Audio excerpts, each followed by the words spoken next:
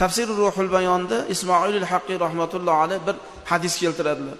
Payg'ambarimiz sollallohu alayhi va sallam kambag'al odamlarni ko'rib aytgan ekanlar: "Ey odamlar, ey sahobalarim, payshanba kuni kechqurun asr namozini o'qib qasd qilinglar, tirnog'inglarni olinglar" debdilar. Xudo sizlarning uylarga baraka beradi, boylik keltiradi debdilar. Ichida kasallar o'tirgan ekan, kasallarga qarab: "Sizlar juma kuni tirnoq olinglar, Alloh sizlardan kasalliginglarni chiqarib yuboradi-da, o'rniga shifo kirgizib qo'yadi" deb odamlarni yaxshilikka buyursalar, o'tirgan odamlarning ichida bitta peshonasi tirishgan, gapni ma'qullamaydigan munofiq, hali islomni qabul qilib qilmasdan Payg'ambarimiz sollallohu alayhi va sallamning gaplarini noto'g'ri talqin qiladigan shaxs chorshanba kuni tirnoq olsa nima bo'pti deb turib Payg'ambarimiz sollallohu alayhi va sallamning gaplariga qarshi chiqib, chorshanba olsa nima bo'ladi desa, qarab turib g'azablari kelgandan pes bo'lasan degan ekanlar. Oq bo'lasan degan deb. O'tib o'tmasdan deydilar, chorshanba kuni tirnoqni qasddan olayotganligi uchun deydilar, Alloh unga shu kasallikni yuziga solib qo'ydi.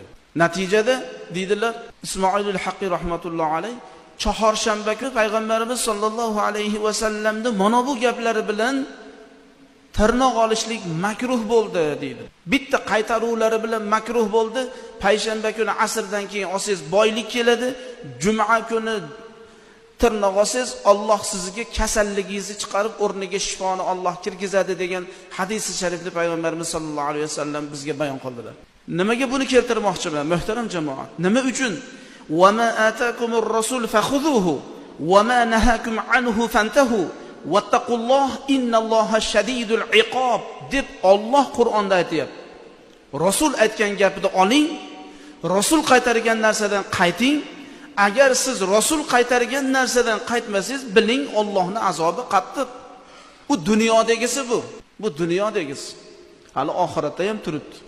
Sizga men buni hayotiy misol bilan keltirishligimdan maqsad esda qolsin uchun, Rasululloh sollallohu alayhi va sallamning muborak sunnati desa amal qilishimiz kerak ekan.